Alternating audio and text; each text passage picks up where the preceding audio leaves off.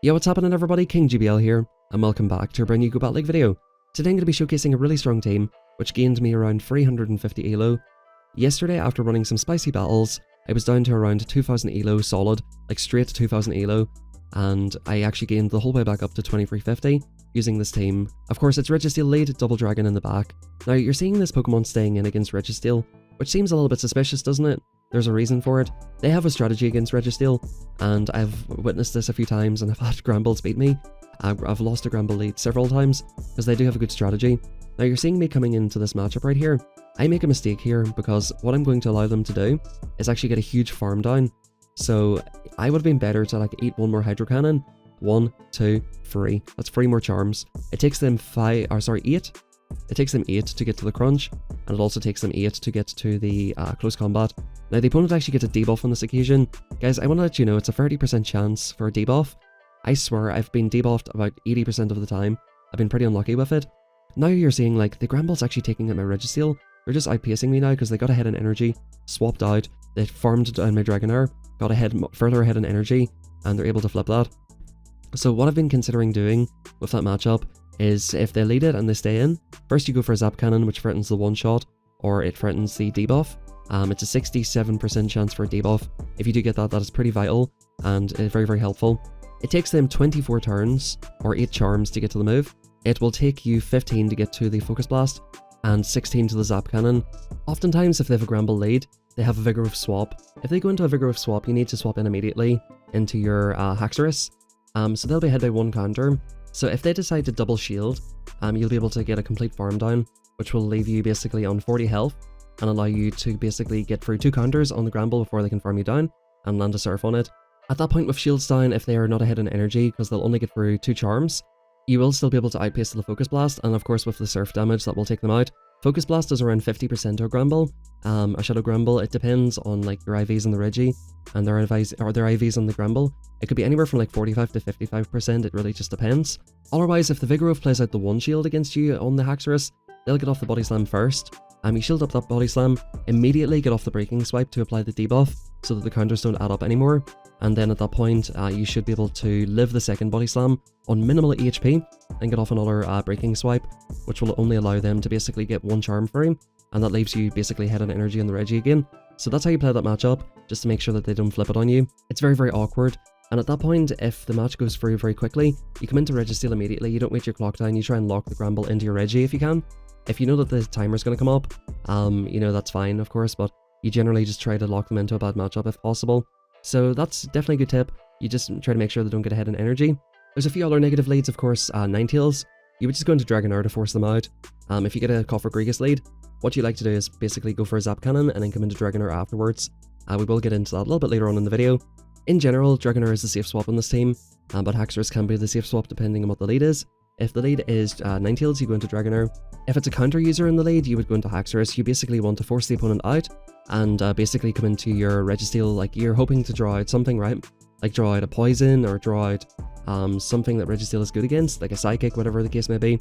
And you know, with Haxorus being a counter user that has a Dragon typing, a lot of the typical counters for counter users are going to be like Psychic types.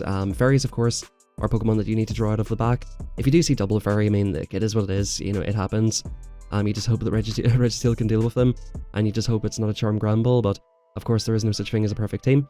So yeah, looks like they're going for a move here. We're going to get off this Focus Blast, and I'm trying to make sure that the Machamp will not get as much farm. We're very, very low on this. This is going to be super close. Can we Dragon Breath down? The opponent just gets the counter free and we lose that one. So like I said, we're going to be losing a lot of matches here, but this is me learning the team. And as they say, you learn more from losing than winning, and that's what this video is all about, to show you how to play this team, hopefully help you gain some ELO, and that's definitely what I've been doing for the last couple of days. Now here's an interesting lead. This is a negative lead for Regi. Now the opponent plays this really well, but here's what typically happens, right? They tried to CMP me on the Zap Cannon. Typically they throw before you get to the Zap Cannon. If they throw before you get to the Zap Cannon, you can get to it in 1 more lock on, which will give them 1 more Shadow Claw. At that point, it takes you 12 turns to get to the Aqua Tail. So you come in instantly, you get a 0-turn swap. If you throw a move, you come in instantly with Dragonair and CMP them on the Aqua Tail to their Shadow Ball or Dark Pulse. By the time you've farmed them down, they'll be on like 1 HP. What I've seen happen here is I'll land the Zap Cannon, right? I'll come in with Dragonair, CMP them on the second move, and they'll be in 1 HP, and sometimes they shield it, of course trying to get off the move. I've actually had a 1 HP knockout twice doing this exact thing, because the opponent wants to get off the Shadow Ball or Dark Pulse on the Dragonair. So if you, like I said, if they throw instantly on the Shadow Ball, you throw the Zap Cannon instantly, they'll be in 1 Shadow Claw, and then come in and CMP them with the Dragonair immediately, and you will be able to either take them out, or get a shield, and 1 HP KO for the shield. Or depending on what your attack IV is, you might be able to just completely farm them down before they get to the move. But in general, that's what's been working for me. We do get to a Zap Cannon on this Grimer, which is huge. This Grimer is super strong, and I'm really surprised how many people are actually running this super XL Pokemon. It looks like a lot of fun, but at this point, we'll see what the opponent does. We have a shield. We should be able to shield this up, no problem. And as you can see, like with this team, we're able to do something against these bad leads. Now, that might have been a CMP, I'm not really paying too much attention, I'm just trying to explain the team. Can we take this out in time? Yes, we do. The opponent's not going to get to another move, and that's a good game. I have to say a big shout out to Dylan in the Discord, who recommended this team to me yesterday. Definitely worked very, very well. And let's hop into the next match and see what we're going to do. Like I said, it feels good for me to like actually just grind out a team. Umbreon's an amazing lead. So typically there is a team that goes around which can be something like 2 answers to fairy types and 2 answers to fighting types, which typically can be double poison. The opponent shields up the first one, which is quite interesting, which indicates that they're quite weak to it. Now, what I would not mind doing here is sometimes you do get teams with Umbreon lead and a fairy in the back.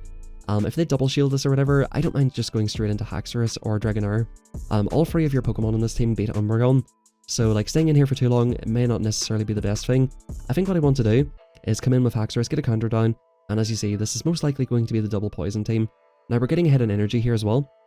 We're going to fire off this move, and as you seen earlier, 2 of these will actually take this out. We CMP them, I think, here on the second one.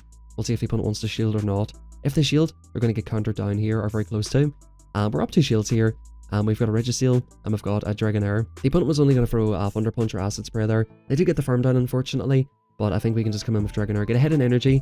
I'm not expecting this to be a super hard hitting move. I may just shield this anyway. It is the Dark Pulse, and we're looking to instantly swap back out into Registeel. The opponent comes in with a Grimer. We're going to look to fire off a Zap Cannon immediately. Even if they catch an Umbreon, I'm going to have to fire a move off on that thing anyway, so it's absolutely no problem. This will not get the debuff. Man, I've been super unlucky, to be honest, yesterday. The 30% chance of getting a Crunch debuff happened, I swear, like 80% of the time. And in terms of getting debuffs with the Zap Cannon, it's 67% in my favor. I was probably getting it like 20% of the time.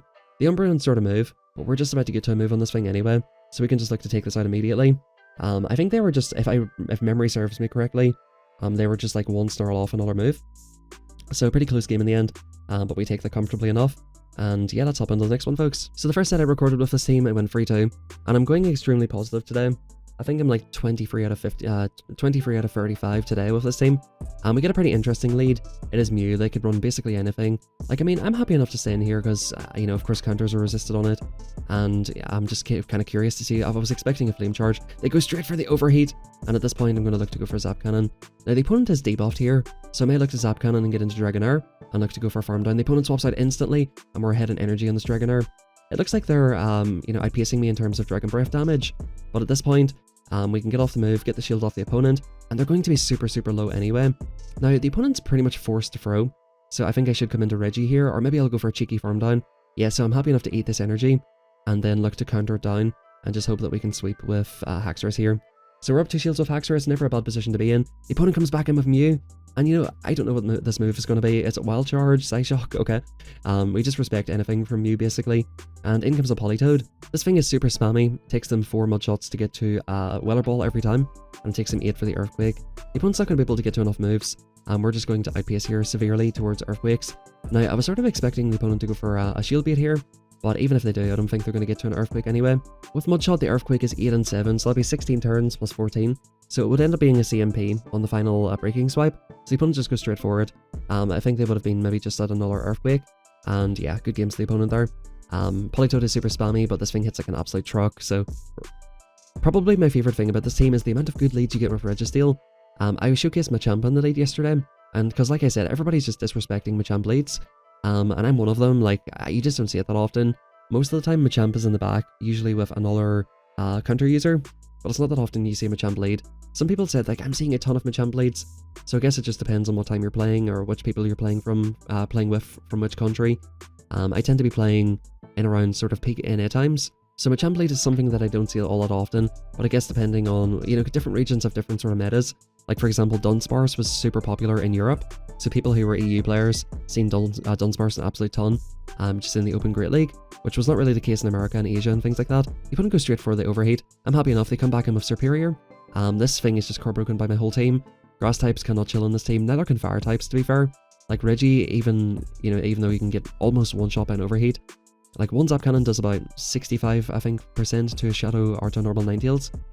It does 60 to a normal and maybe 70 to a Shadow. So yeah, like, they just have nowhere to go here. The opponent is going to get off another move. This has to be the overheat. It's the Weller Ball. At this point, we're going to look to counter them down, and that's a good game. So even if you didn't want to use Double Dragon, if you wanted to use some other backline, right, two things that are strong against, like, let's say Ninetales and Machamp, you could go for that. But I think in general, Registeel lead is so amazing. I'm getting so many good leads. Clefable coming through, in comes Koffa. Now I'm going to play this exactly the same way as I spoke about. Okay, they actually just fire off the move, right? So I will basically get off this move. I shield this time. This is where I'm playing this a little bit differently, because they have a Clefable lead.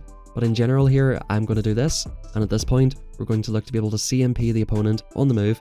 Now I'm not sure if they're on 1 HP this time, or if this is a different match. They shielded and it knocks them out for the shield. So that's the one I was talking about, and that exact same thing happened again. Now, Dragonair versus Clefable is not as bad as you would think. Of course, they can, fire off super effective moves against you, but, like, it's not a great move. Fairy Wind in terms, it's an amazing move for energy, but it's not a great move in terms of farming stuff down. They one-shot us, which is perfect. They're basically in Focus Blast range. I actually wait down the timer here because I don't want to get locked in, and yeah, in comes Ninetales. At this point, we can CMP them, or I think they're going to go for the overfarm. We can look to do that. Boom, we get the final shield off the opponent, and at this point, a debuff Ninetales against my Reggie is absolutely no problem. Go for the overheat if you wish, but at this point, like, I can eat a Weller Ball, no problem. I know that this is going to be the hardest hitting move left in the game, so I would have shielded it anyway, but at this point, Focus Blast coming through, the Clefable is super low, and we're going to look to basically just Zap Cannon it to ensure the victory here. Focus Blast does about, I want to say like 40% to a Clefable. Look at that Moonblast go, it does a lot of damage. Clefable does kind of hit like a truck, but we're ensuring victory here with this, and that's another good game. And of course, I kind of feel bad showcasing like good leads, but this Pokemon genuinely just gets a ton of good leads, like ton of Charm Granbuls, ton of Umbreons, ton of Clefables. Like, I can only show you what I'm getting. We do get some negative leads, like Cofagrigus, and like I said, I do want to sort of help you and explain how to overcome these. So here is a Cofagrigus lead. Do I play this correctly, or have I not learned how to play this correctly yet? Let's find out. So the opponent goes for the move as predicted. Just before I get to the Zap Cannon, right? Shadow Ball coming through. Boom, Zap Cannon immediately. They're on one Shadow Claw. What will the opponent decide to do? We go instantly into Dragonair, and we're going to look to do the same thing. Now, with Vigoroth, you can beat this thing in the 2-shield. Now, typically, if you see a Cofagrigus lead and a Vigoroth swap, what do you guys think is in the back? It's the exact team I showcased on the first day of this cup. Now, I decide to I do decide to shield this. I think if you see this exact team configuration, you just basically preserve your Dragonair. Because if you think about it, you need that extra damage on Machamp in the back, and in comes the Surfetched on this occasion. They farm us down, unfortunately. We're going to come in with Haxorus here, and they're going to be, of course, super, super weak. Now, I'm not sure if the switch timer was up. Maybe I should have came in here instantly. What I decided to do is catch a Brave Bird on this thing. What I'm thinking is a potential Brave Bird. Yep, Brave Bird coming through. The opponent farms us the whole way down. Now, they got through another 3 counters, and what I decided to do is go for the move immediately on this. If they let go, I can just counter them down, right? So I knew they were going to shield this. Now what I need to do is overfarm, because they overfarmed by 2, so I need to make sure that I can win CMP, so I need to overfarm by 2 as well. So I go for the overfarm by 2, and fire off the Breaking Swipe, so that means I can CMP and win the match. So 1, 2, but here's the problem, I miscounted. They actually overfarmed by 3, so I needed to overfarm by 3 in that matchup, so unfortunately that came down just to a miscount on my part. I seen that the Shadow Claw went through. My sort of issue in that was that I thought the Koffa was going to be getting very close to a move. I wasn't sure on what energy they left on previously. I know that just for the Shadow Ball there, I wasn't sure if they had residual energy or anything like that. So a little bit tough. We got a very tough lead here. We're going to swap into Dragonair, and in comes Scramble. If we can get off on Body Slam on this, this is not the end of the world, because we can look to maybe go for an overfarm of Reggie. And yeah, they actually let that go, which is amazing. Now, what I might be tempted to do here is just come in and commit to the farm down. Now, I'm waiting down my timer, because I know I should be able to take this thing out, but I don't want to get locked against the Ninetales. Now, I know this could be the close combat, and the opponent YOLOs the move. Now, I'm going to commit to the aggressive farm down here, and at this point, we've got to move for the Ninetales, which will burn the remainder of the clock. and they're an Ember, so they get to the moves a bit slower. I'm trying to swap out of here, and in the back it's like a Fable. This is where Surf once again is more useful. Once again, what I need to do to win this match potentially is maybe like get a shield off the Clefable and look to have a move for the Ninetales, which is a pretty tough task. I'm trying to get off another debuff. We are single debuffing them here, so I think my only win condition here is to go for like just an absolute picture perfect undercharge, but I just don't think even that's enough to win this match, unfortunately. Just these double fairy backlines, a little bit tough to deal with. This team is just literally the exact counter to my team, and as you can see, the opponent's about to get to another move. I'm trying to commit to the farm down here, but this is basically pointless at this point. I seen the writing on the wall, and then I smashed my phone against the wall and hopped into the next one. You know, as with every team, there are just hard counter teams for it, and there's sometimes just not much you can do. Especially fairies against dragons, it's about as rough as you can possibly ask for. So that is the risk of running this team. Luckily enough for me, that's the only team I've seen this only time I've seen this specific team. Otherwise, you know, of course I wouldn't have gained 350 ELO with this, but that's a very, very rough team for you to deal with. And yeah, you know, as with every team, I sometimes get comments and people are like, oh, you know, my team would absolutely destroy this team. But it's like, you know, there's a team that destroys every team. There's 3 exact counters for every team. So it's just what happens. You can't win every game. It's just impossible to have a team that wins every game. Hopping into the next one, we're going to go for an Aquatail here. We're getting a nice little bit of lag here, which is not going to affect this too much. Now, once again, this is not terrible for this. The opponent does, well, I can go for farm down. But if I'm on full health and I'm able to get off 2 body slams, it puts them very, very low. And again, we're in an amazing position now. We can probably just like to focus blast this. The opponent's going to go for a moon blast, and these moon blasts add up on this thing. It's so hard to lock on down this thing because they actually do add up after a while. So we're looking in an amazing position here. We're hoping that this is the hardest counter for Haxorus out of the way. In general, guys, in this team, the safe swap is Dragonair. It really just depends on what the lead is, right? So if you get the Coffer Gregus lead, you go for Zap Cannon and then CMP on the Dragonair. If you get, let's say, a Vigoroth lead or Machamp lead, with Vigoroth, you can go into Dragonair as well because you beat that in the 2 shield. If you're heading energy with Dragonair, you can beat Vigoroth in the 1s and 0s as well. I think you need to be ahead by like 4 or 5 Dragon Breaths, so keep that in mind if the opponent swaps in and you're ahead in energy with Dragonair, you can flip that matchup. In general, if it's Machamp, I do like to go into Haxorus because that'll force them out, because Machamp ahead in energy can destroy Dragonair because it just outpaces. With a Ninetales lead, you go into Dragonair as well, because you do sort of want to force the opponent out and look to draw out something that's good for your Registeel. If it is like a Vigoroth lead or a Machamp lead, if you can get yourself ahead in energy, you can look to play the Zero Shield with those Pokemon whenever they come back in. That's what's so strong about Registeel. Like, you can basically one-shot a Vigoroth or one-shot a Machamp, right? So if you do get the worst lead possible, or you can look to do, like I said, 60-70% to the Ninetales with a Zap Cannon, if you do get the worst possible lead, there is still a way to win it. Now, the opponent swaps straight out this time, and they swap into Dragonair. No, sorry, not Dragonair, they swap into Umbreon. Now, I think what I should be doing here is looking to maybe store up some energy here. And yeah, we're going to go for a Zap Cannon debuff. I want to store a little bit extra energy just to make sure that they don't get it, you know, ahead with the Gramble. See, what I'm thinking here is I don't want the Gramble to come in and farm my shit down. So like, I think that's why I'm staying in here. Eventually we do swap out. And again, this is where Surf is super, super beneficial. You see this team composition quite a lot with Umbreon in the back. And we're going to look to go for this Breaking Swipe. Now, if I had Surf, I would be able to go for an Overfarm. But I'm just happy enough that they're not getting a ton of energy. Now, I'm going to come in here immediately. I probably should have been waiting my clock down because the timers are misaligned, but I was thinking at this point that they're still locked in. The opponent does let that go, thankfully, and in comes a Donphan. Now, we have a very, very positive matchup against Donphan with Dragonair, so this is going to be a win. But depending on what the opponent decides to do with Granbull, they can flip that. So if you're a Granbull lead user, you know, it's not all lost against Reggie. There is a way to beat it. So I hate to be giving you guys strats on the opposite team, but that is a thing. So I'm sure there's some YouTuber out there using Granbull lead, which you can probably learn these things from. I'm not going to be the one to teach you. You can figure it out for yourself. But Granbulls definitely can flip that. They do go for a catch there. It's not going to matter. We're just going to get the farm down. And that's a very good game well played. So hopping into this next one, folks, we'll see what we can do here. What have we got for the vibes? We've got this. You need to just insta swap out or play the zeros, one of the two. On this occasion, I decided to play at the zeros, and we just outpaced them to this move. I think I prefer to swapping straight out personally into your Haxorus here. I'm going to let them throw off a move. I'm deciding to call a bait here. This is very risky, but this will not one-shot us. They go for the body slam, and at this point, since they baited us, I can actually stay in here and try to do something against this thing. It's very risky baiting a Reggie. I do shield up the second one, but I think I would have been able to live no problem. Now what I decided to do is come into Haxorus. I'm going to spend a shield on this, because I'm thinking a Vigoroth lead, they usually have some poisons and stuff in the back, so I want to make sure I've got a healthy Registeel for any potential even fairies that they might have, or like, of course, we've got a psychic type here. Now, what we're going to do is look to get off the next move. We get off the Night Slash on CMP, and we'll see how much damage this does. This is one occasion where this is better, and yeah, back in comes Vigoroth. Now at this point, we banked a ton of energy in Registeel. We're going to come in, just use it immediately, and I'm thinking Registeel and Dragonair is going to be able to take whatever's in the back. Unless it's a Charm Granbull, it is another Registeel. Now at this point, I should be able to outpace the move, but somehow I don't outpace the move here. I honestly could not get over this. I was so mad, but it is a Flash Cannon!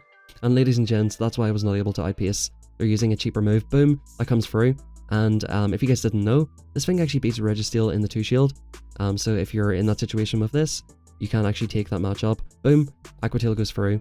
I was actually so annoyed. I was like, why are they outpacing me to the move? But yeah, it was just the Flash Cannon. People are running Flash Cannon because I'm guessing that they're trying to hit the Granbulls for a cheaper move. But I don't think it's really worth it. If you're going to run Registeel, run the recommended moveset of Focus Blast, because as you can see, you can one-shot Vigoroths and one-shot all our things with it. Now we have a very awkward lead here. This thing can look to basically one-shot us, but we can one-shot them as well. But if they go for the one-shot move, they're debuffed. So we'll see what we do here. I go for the Focus Blast. They're building up to the back-to-back. And I think I do respect this close combat, because again, I'm pretty sure this one-shots. This thing is super high attack weighted. Now I know they're going to build up to another back-to-back, which will allow me to get off another Focus Blast. And at this point, I think I'm going to look to come in with Haxorus and shield once and counter it down. So yep, shield once and look to see what the opponent does. They go for a Foul Play Bait and they come into Mach here. Now this is not a good matchup for Mach, especially when we're headed to energy. And we're going to fire off Breaking Spike number 2. And we should actually get the second one off on just about, yeah, I think this is just an Acid Spray or Thunder Punch. Oh, it is actually the Dark Pulse. I'm just not very good at counting in videos, it seems. So we're going to probably come in with Dragonair and look to, actually we're coming in with Reggie to get a farm. I think what I want to do is eat a move on this and then maybe come in for a farm down. You can see my switch clock is just about to run out here. Yeah, we're swapping straight out, getting this farm down with Dragonair. I'm on Aqua Tail. We'll come pretty close to taking out the Berserker here.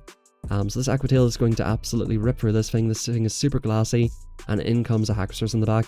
They know counter, I know Dragon Breath, and that's a good game for me. I just put the opponent in a terrible position where I've got a Focus Blast stored, so if the opponent throws a move on my Dragonair, basically they lose because they'll just get one shot. So very well played and good games. So like, these are not all the matches that I really wanted to show, but this just so happens to be what I've recorded. But if you use this team, hopefully the tips I've given you will help you out. This team can do very well against pretty much anything, and it's super surprising how well it's done. Of course, if you run into Ninetales double Fairy, you know, you might lose that match. But again, like, if you're running Umbreon double Poison, and you run into a Fairy double Ground, you're going to lose that as well. You know, there's no perfect team composition in terms of being able to beat everything. But this team is definitely by far the best team that I've used, and I highly recommend it if you're looking to try and make a climb. Thank you very much everybody, have a fantastic rest of your day. Drop a like, subscribe to the channel, and I'll catch you all tomorrow for a brand new video.